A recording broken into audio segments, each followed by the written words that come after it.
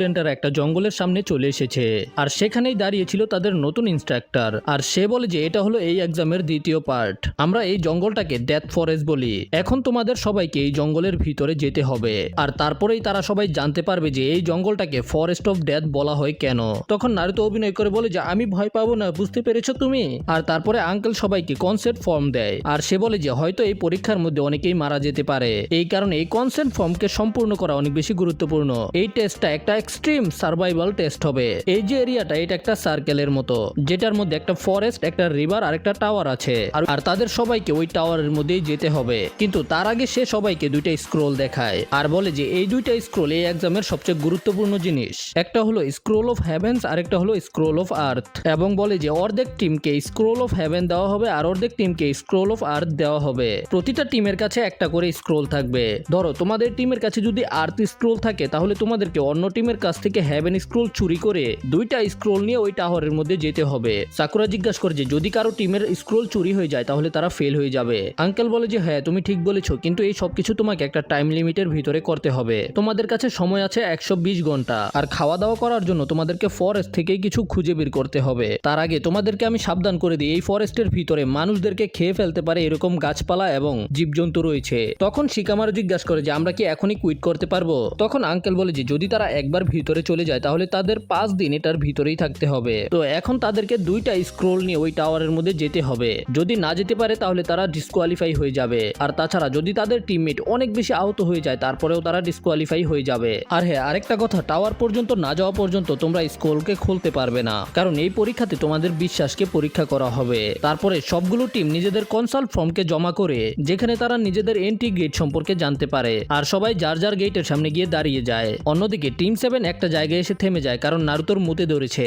Naruto চিপার মধ্যে মুতার জন্য যায় আর যখনই নারুতো ফিরে আসে তখনই সাসকে নারুতোর উপরে আক্রমণ করে দেয়। ওদের দুজনের মধ্যে লড়াই শুরু হয়ে যায়। সাকুরা চিন্তা করে জারি ভাই কি হলো? সাসকে সাকুরাকে বলে দেখো নারুতো নিজের নাইফ ব্যাগকে বাম পায়ে পড়েছিল কিন্তু এখন সেটা ডান পায়ে চলে এসেছে কিভাবে। আর তারপরে ওই নিনজা নিজের আসল রূপে চলে আসে আর সাকুরা এবং সাসকের দিকে আক্রমণ করার জন্য যেতে শুরু করে। আসলে সে রেন ভিলেজের একটা নিনজা। সাসকে তখন একটু পিছনে গিয়ে ফায়ার স্টাইল জুৎসুর ব্যবহার করে কিন্তু ওই নিনজা সাসকের অ্যাটাকগুলোকে ডজ করে ফেলে। আর ঠিক তখনই সাসকে আসল নারুটোকে দেখতে পায় যাকে দড়ি দিয়ে বেঁধে রাখা হয়েছিল।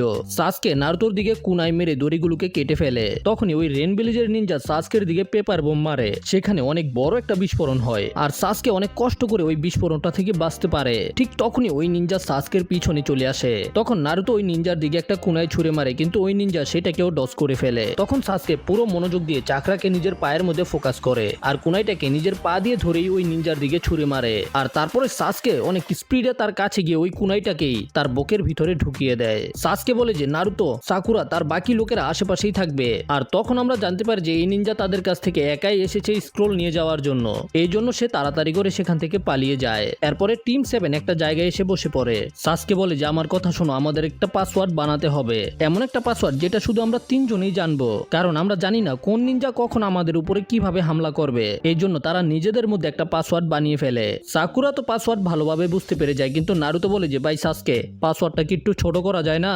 সাসকে বলে যে না নারুতো, তোমাকে এটাই মনে রাখতে হবে। কিন্তু তখনই সেখানে অনেক জোরে বাতাস আসতে শুরু করে। কেউ তাদের উপরে উইন স্টাইল জুৎসু দিয়ে হামলা করেছে, যে কারণে ওরা 3 জনে আলাদা আলাদা উড়ে দূরে চলে যায়। আর আমরা দেখতে পাই যে যারা এই হামলা করেছিল তারা হিডেন গ্রাসের নিনজা ছিল। সাসকে গাছপালার নিচে লুকিয়ে ছিল। যখন সাসকে বেরিয়ে আসে দেখতে পাই যে সাকুরা সেখানে চলে এসেছে, কিন্তু সাসকের তখন সন্দেহ হয়। এই জন্য সাসকে সাকুরাকে পাসওয়ার্ডের সম্পর্কে জিজ্ঞাসা করে। সাকুরা তখন একেবারে সঠিক উত্তর দেয়। ঠিক তখন নারুতো সেখানে চলে আসে আর সাসকে যখন পাসওয়ার্ড সম্পর্কে জিজ্ঞাসা করে নারুতো তখন একেবারে সুন্দরভাবে পাসওয়ার্ডের উত্তর দেয়। এতে সাকুরা স্বস্তির নিঃশ্বাস নেয়, কিন্তু সাসকের সন্দেহ হয়। এই জন্য সাসকে নারুতোর দিকে তাকিয়ে থাকে আর নারুতো তখন গাদার মতো হাসছিল। হঠাৎ করে সাসকে নারুতোর উপরে আক্রমণ করে দেয় আর সাসকে বলে যে তুমি তো অনেক চালাক, আমি যতটুকু পর্যন্ত নারুতোকে চিনি নারুতো কখনোই এই পাসওয়ার্ডটাকে মনে রাখতে পারতো না। আর এটা শোনার পরেই সে নিজের আসল রূপে চলে আসে। যদি তোমার পার্টনার এই পাসওয়ার্ডকে মনে নাই রাখতে পারে তাহলে তুমি এইরকম পাসওয়ার্ড বানালে কেন? সাসকে বলে যে এটা তো আমার চাল ছিল যেটাতে তুমি ফেসে গেছো। এদিকে আমরা নারুতোকে দেখতে পাই, নারুতো তো উল্টা হয়ে পড়ে আছে, দিন দুনিয়ার কোনো খেয়াল নাই। তখনই নারুতোর সামনে অনেক বড় একটা সাপ চলে আসে, যে সাপটা নারুতোকে পেঁচিয়ে ধরে গিলে ফেলার চেষ্টা করে। এদিকে ওই নিনজা বলে যে তোমাদের এখানে আসা উচিত হয়নি, কিন্তু এখন তোমাদেরকে মারতে অনেক মজা আসবে। আর তারপরেই ওই নিনজা সাসকে এবং সাকুরাকে একটা জ্ঞানজুৎসুর মধ্যে আটকে ফেলে। ওই জ্ঞানজুৎসু এত ভয়ানক ছিল যে ওরা দুজনের ভয়ে কাঁপতে শুরু করে দেয়। সাসকে চিন্তা করে যে এটা কি, এখনই আমি তার চোখের মধ্যে নিজের মৃত্যুকে দেখতে পেয়েছি, আমাদের এখন এখান থেকে পালাতে হবে সাকুরা, যদি আমরা না যাই তাহলে আমরা মারা যাব, সে কোনো মানুষ না। সাসকে সাকুরার দিকে তাকায়, সাকুরা তো ভয়ের কারণে নড়াচড়াই করতে পারছিল না। এদিকে নারুতো ওই সাপের পেটের মধ্যে আটকে ছিল আর সাপটা নারুতোকে অলরেডি হজম করে ফেলার চেষ্টা করছে। তখন নারুতোর ইরুকা সেন্সের কথা মনে পড়ে আর তখন নারুতো সাসকের সম্পর্কে চিন্তা করতে শুরু করে। নারুতো চিন্তা করে যে আমি সাসকের কাছে কখনোই হারতে পারবো না। আর তারপরেই নারুতো সাপের পেটের ভিতরে মাল্টি শ্যাডো ক্লোন জুৎসুর ব্যবহার করে আর এতে নারুতো ওই সাপের পেটকে ব্লাস্ট করে বেরিয়ে আসে। এতে সাপটা মারা যায়। এদিকে সাসকে কোনোভাবেই জ্ঞানজুৎসু থেকে বেরিয়ে আসতে পারছিল না, এই জন্য সাসকে একটা কুনাইকে নিজের পায়ের মধ্যেই মেরে দেয় যেন জ্ঞানজুৎসু থেকে বেরিয়ে আসতে পারে। আর তারপরে সাসকে সাকুরাকে নিয়ে লুকিয়ে পড়ে, এতে সাকুরাও গেঞ্জুৎসু থেকে বেরিয়ে যায়। ওরা দুজন যেখানে লুকিয়ে ছিল তখনই সেখানে একটা বড় সাপ আক্রমণ করে দেয়। সাসকে সাকুরা কোনোভাবে সেটাকে ডজ করে ফেলে আর সাসকে কয়েকটা শুরিকেন ওই সাপটার দিকে মারে।